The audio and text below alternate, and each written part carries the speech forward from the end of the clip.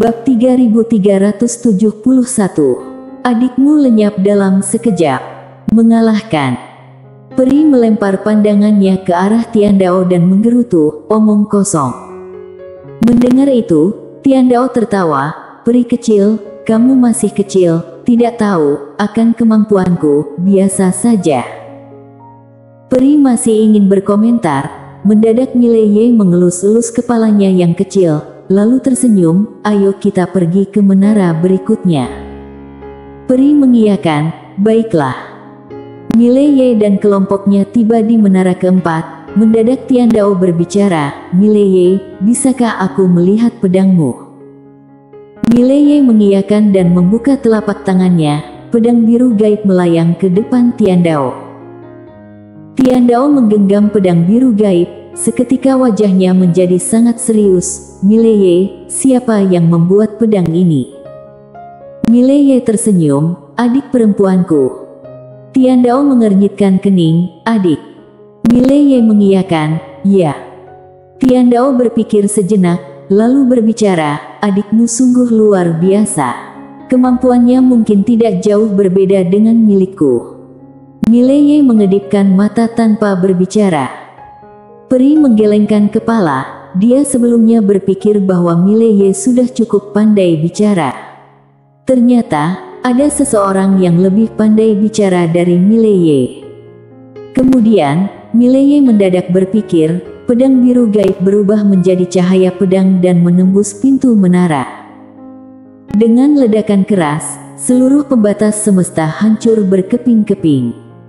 Melihat pemandangan ini, wajah Tian Dao sekali lagi menjadi serius. Menghancurkan pembatas semesta. Pedang ini benar-benar luar biasa. Mileye tidak peduli dengan pikiran dalam Tian Dao yang rumit. Dia membawa kuinsi, roh buku dan roh tentara menuju dalam menara. Begitu masuk, yang terlihat adalah gulungan-gulungan hitam yang sangat padat. Melihat ini, kening Mileye mendadak berkerut. Pada saat itu, Tian Dao memasuki ruangan. Dia melihat sekeliling, kemudian dengan suara berat berbicara, ini adalah sejarah dari berbagai peradaban dalam alam terang. Mileye menatap Tian Dao dan Tian Dao berbicara dengan pelan, sejak lahirnya roh alam semesta ini telah mengalami setidaknya 1000 kali reinkarnasi. Setiap reinkarnasi mewakili keruntuhan dan kehancuran suatu peradaban, dan gulungan-gulungan ini mencatat sejarah setiap peradaban. Mileye agak bingung, mengapa roh alam semesta membuat semua ini? Tian Dao menjawab, ini adalah hobi baginya.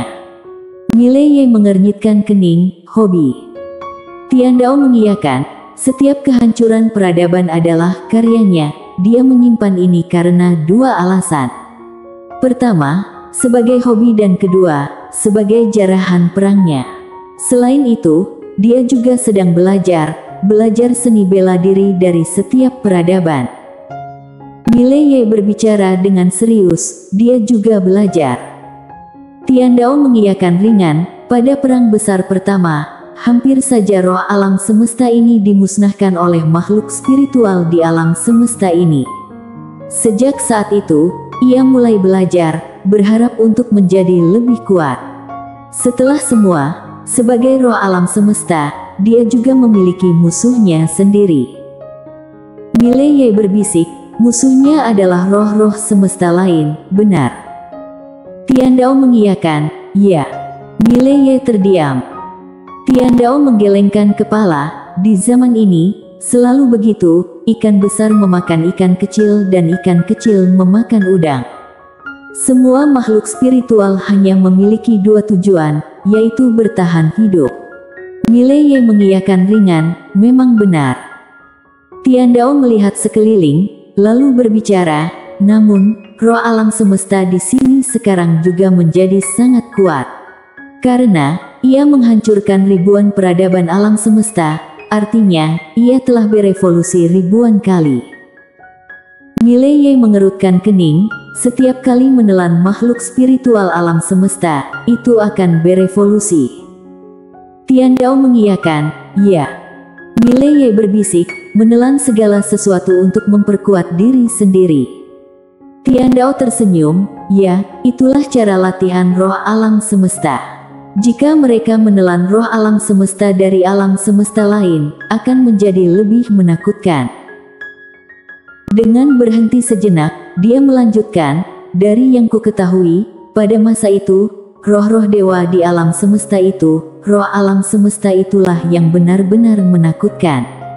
Kabarnya, sudah memiliki basis kultivasi sebanyak 10.000 kali, artinya, musuh itu telah menelan setidaknya 10.000 makhluk spiritual dari berbagai alam semesta. Yang dimangsanya bukanlah makhluk spiritual dari alam semesta tempatnya berada, melainkan dia memanfaatkan makhluk spiritual dari alam semesta tersebut untuk terus merampok alam semesta lain. Individu ini cukup cerdas. Mileye tersenyum, memang benar. Tiandao menatap Mileye, melawan roh dewa, sebenarnya tidak begitu menakutkan. Yang menakutkan adalah jika kita mengganggu roh alam semesta dari alam semesta mereka. Biasanya, ketika roh alam semesta menargetkan makhluk spiritual dari alam semesta lain, makhluk spiritual yang menjadi target akan datang membantu melawan. Tetapi makhluk spiritual dari alam semesta kita pasti tidak akan datang membantumu melawan, bahkan jika datang, itu tidak akan berguna. Mileye tersenyum, mari kita tidak memikirkan itu. Sambil berbicara demikian, ia melihat sekeliling, lalu membuka telapak tangannya. Sebuah menara kecil muncul di tangannya dan kemudian, ia menyimpan seluruh menara kecil itu ke dalam genggamannya. Saat ini, dia tentu tidak memiliki waktu untuk memahami peradaban yang pernah ada di dunia ini. Saat ini, yang ingin dilakukannya hanyalah mengumpulkan lebih banyak uang, mendapatkan lebih banyak peralatan dan kemudian melawan roh dewa. Sehubungan dengan roh alam semesta ini, dia harus menangguhkannya untuk sementara waktu. Ketika Tiandao melihat menara kecil Mileye, ada ekspresi keheranan di matanya. Mileye, menaramu ini sangat istimewa. Mileye tersenyum dan kemudian menyimpan menara kecil itu. Tiandao menatap Mileye sejenak, lalu dengan serius berbicara, Mileye, tidak sia-sia kamu dipilih oleh kebenaran agung. Memang tidak sederhana. Mendengar ini, Mileye mendadak merasa heran, apakah kamu juga kenal pemegang tinta kebenaran agung? Tiandao mengiyakan, tentu saja aku mengenalnya. Dia sangat terkenal. Di zamanku, hanya dia yang bisa berhadapan dengan roh alam semesta. Pada masa itu, kami bahkan mengundangnya untuk bersama-sama melawan roh alam semesta, tetapi dia menolak. Mileye mengernyitkan kening, menolak. Tiandao mengiyakan, menolak. Tentu saja, hasil akhirnya membuktikan bahwa penolakannya adalah keputusan yang benar. Karena kami semua sangat meremehkan kekuatan roh alam semesta. Itu adalah keberadaan yang tak terpecahkan. Sebuah pemikiran dari itu bisa menjadi ancaman terhadap alam semesta. Bahkan para master langsung mati di tempat, apalagi jika itu turun tangan sendiri. Beberapa hukum alam semesta dan peraturan alam semesta yang dimilikinya adalah sesuatu yang tidak dapat dipecahkan oleh kebanyakan master. Mileye tetap tenang, jika sesepuh bertarung dengan roh alam semesta itu, ada seberapa besar peluang menang. Tiandao menggeleng, "Nol." Mileye bertanya, "Tidak ada sama sekali." Tiandao mengiyakan, "Tidak ada sama sekali." Mileye mengiyakan sedikit, "Sudah jelas." Pada saat itu, Tiandao seolah-olah teringat sesuatu, dia mengernyitkan kening, "Mileye, kamu dengan begitu terang-terangan membawa harta karun roh alam semesta ini, tidak takut dia akan membalas dendam?" Sambil berbicara demikian, ekspresinya mulai serius. Mileye mengedipkan mata, "Dendam." Tiandao mengiyakan dan berbicara dengan serius, "Ya, semua ini adalah koleksi seumur hidupnya. Jika kamu dengan mudah mengambilnya, dia pasti akan membalas dendam." Mileye berbicara dengan tegas, "Ini bukan untukku sendiri." Tiandao mengernyitkan kening, bukan untuk dirimu sendiri. Mileye menjawab dengan serius, ya. Semua ini, aku ambil untuk adik perempuanku. Jika ada masalah, dia bisa mencari adikku. Ekspresi Tiandao mendadak menjadi aneh. Mileye, aku harus memberitahumu, roh alam semesta ini bukanlah keberadaan biasa. Dia dapat merasakan segalanya, termasuk masa lalu, sekarang dan masa depan. Jika dia ingin membunuh adik perempuanmu, tidak peduli di mana adikmu bersembunyi, itu tidak akan berguna. Dapat dikatakan, dengan satu pemikiran, adik perempuanmu akan lenyap dalam sekejap. Bersambung. Bab 3372. Wanita berambut merah. Mileye mengiyakan, tak masalah, yang diincarnya adalah adik perempuanku, bukan aku tak takut. Mendengar itu, Tiandao mengerutkan keningnya, sial, orang ini benar-benar kejam. Dia bahkan menipu adiknya sendiri. Tapi melihat ekspresi Mileye, dia merasa bahwa ini mungkin tak semudah yang terlihat, orang ini mungkin menyembunyikan sesuatu darinya. Mungkinkah adik laki-laki ini sangat kuat? Tapi bahkan jika dia kuat, bisakah dia mengalahkan roh alam semesta? Tiandao menggelengkan kepala dengan nafas berat, itu benar-benar hal yang tak mungkin. Mileye tersenyum dan tak mengatakan apa-apa, membawa Quincy menuju menara kelima. Dia benar-benar penasaran dengan apa yang ada di dalam dua menara terakhir ini. Yang dikumpulkan oleh roh alam semesta ini, semuanya bukan barang biasa. Kali ini datangnya benar-benar berharga. Penuh membawa pulang. Asyik. Dengan cepat, mereka tiba di depan menara kelima. Mileye berjalan ke pintu menara, membuka telapak tangannya dan pedang biru melayang keluar, langsung memotong segel di atasnya. Sur. Segel itu langsung hancur, pintu menara terbuka. Mileye berjalan ke dalam menara, di sampingnya, Quincy dengan cepat mengguncang kantong kainnya, lalu mengikutinya. Ketika mereka baru saja masuk ke dalam menara, Mileye dan yang lainnya langsung terdiam. Menara ini, ternyata adalah dunia sendiri. Mileye dan yang lainnya saling memandang, semuanya terkejut. Mileye melihat sekeliling, segera wajahnya berubah, karena dia menyadari bahwa energi spiritual di tempat ini jauh lebih murni daripada di luar, setidaknya ribuan kali lipat lebih murni. Ribuan kali lipat. Ini adalah konsep apa? Saat itu, Quincy mendadak berkata, di bawah. Mileye mengerutkan mata, melihat ke bawah dan pandangannya langsung menembus kedalaman bawah tanah. Dalam sekejap, wajahnya menjadi sangat serius. Jalur spiritual. Di kedalaman bawah tanah ini, tidur banyak jalur spiritual. Dan semuanya adalah jenis jalur spiritual dengan tingkat yang sangat tinggi. Sementara itu, Quincy juga menemukan jalur spiritual yang tertidur dan ekspresinya menjadi sangat serius. Di bawah jalur spiritual tersebut, ada juga berbagai kristal spiritual yang tak terbatas. Kristal-kristal ini berwarna ungu gelap dan setiap buahnya sebesar semangka. Quincy langsung menjadi sangat bersemangat. Dia segera menarik lengan Mileye dan berkata, ayo, berikan padaku menara kecil itu. Mileye terkejut sejenak, namun akhirnya memberikan menara kecil itu kepada Quincy. Quincy menerima menara kecil itu dan di hadapan pandangan terkejut semua orang, ia menyimpan seluruh menara kecil itu ke dalamnya. Semua orang menjadi hening. Quincy sedang bersiap untuk menyimpan menara kecil itu ke dalam kantong kainnya, tetapi tampaknya dia memikirkan sesuatu. Setelah ragu sejenak, dia melihat Mileye, baiklah, pertama-tama, kita simpan milikmu ini. Dengan itu, dia memberikan menara kecil itu kepada Mileye. Mileye tetap diam. Sepertinya ini seharusnya memang milikku, bukan? Kemudian, Quincy mendadak bersorak gembira. Dengan uang ini, kita bisa membuat lebih banyak senjata super. Mileye tersenyum, benar. Tak dapat disangkal, kali ini mereka benar-benar mendapatkan keuntungan besar.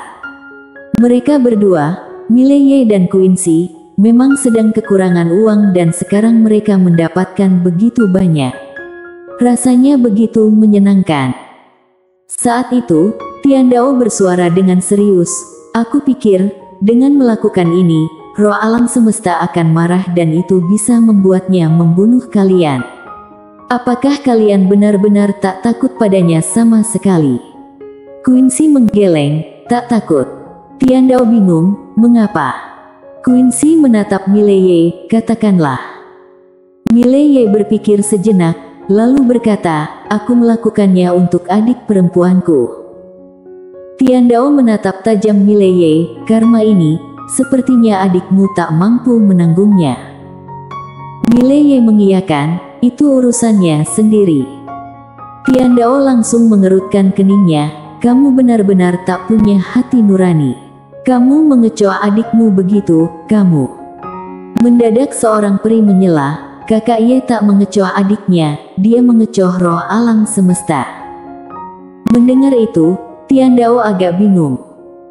Peri itu hendak berkata lebih banyak lagi, tetapi Mileye mendadak menepuk lembut kepalanya dan tersenyum, "Ayo pergi, kita menuju menara terakhir."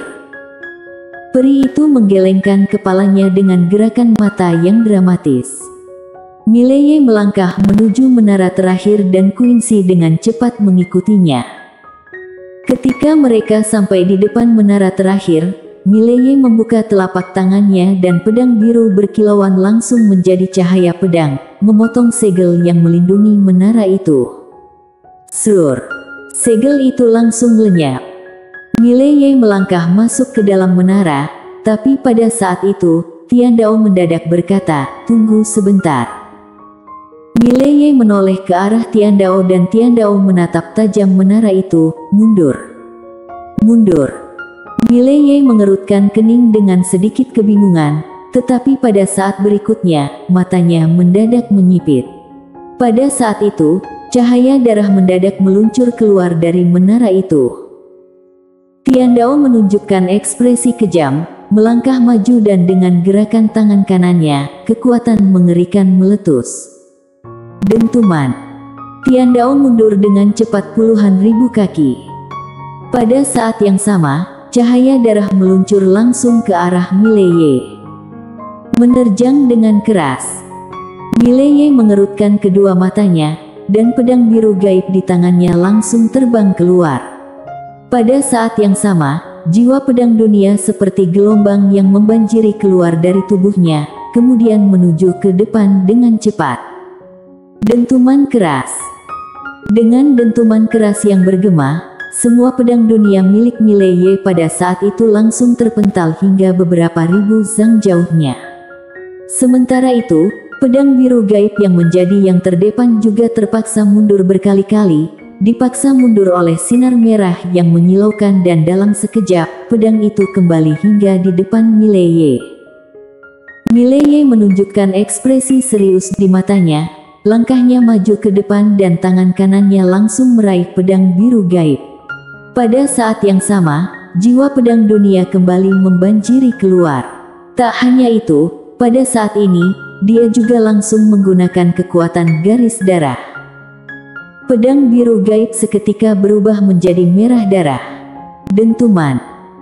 Tepat pada saat itu, sebuah kekuatan yang mengerikan mendadak meletup dari depan Mileye. Gelombang kejut yang sangat kuat segera membuat seluruh langit dan bumi retak.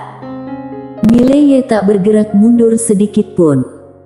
Sementara itu, cahaya darah itu tetap tak mundur sedikit pun. Kedua belah pihak saling bertahan tanpa kejelasan. Dan pada saat itu, dari dalam menara mendadak terdengar langkah kaki. Melihat adegan ini, Quincy di samping mendadak mengerutkan kening. Pada saat ini, Mileye mendadak melangkah maju. Langkah ini memicu gelombang jiwa pedang dunia yang mengerikan dari dalam dirinya dan kekuatan pedang yang kuat langsung mengguncang cahaya darah itu mundur. Namun, pada saat itu juga, bayangan buram mendadak muncul dari dalam menara. Dalam sekejap, sebuah tangan putih seperti mutiara langsung menekan pedang biru gaib di tangan Mileye. Dengan suara gemuruh, ruang waktu sekitarnya langsung hancur, dan Mileye mundur sejauh puluhan ribu zang dalam sekejap. Setelah berhenti, Mileye malah menjadi bersemangat. Akhirnya, datang seorang master. Mileye melihat ke kejauhan, di tempat dia berdiri sebelumnya, ada seorang wanita. Wanita itu mengenakan gaun panjang ungu muda, berjalan tanpa alas kaki, wajahnya seperti lukisan, fitur wajahnya begitu halus tanpa cacat sedikit pun. Yang paling mencolok adalah rambut merahnya yang memenuhi seluruh kepala. Wanita itu menatap Mileye dengan tenang. Mileye melihat tangan wanita itu, dia menyadari bahwa tangan wanita itu tak terluka sama sekali. Luar biasa. Pedang biru gaib tak terluka meski bertabrakan keras. Dan ini adalah pedang biru gaib setelah ditingkatkan. Senyum muncul di sudut bibir Mileye dan pada saat berikutnya, dia mendadak menghilang dari tempatnya. Di kejauhan, wanita bergaun merah mendadak melepaskan satu pukulan.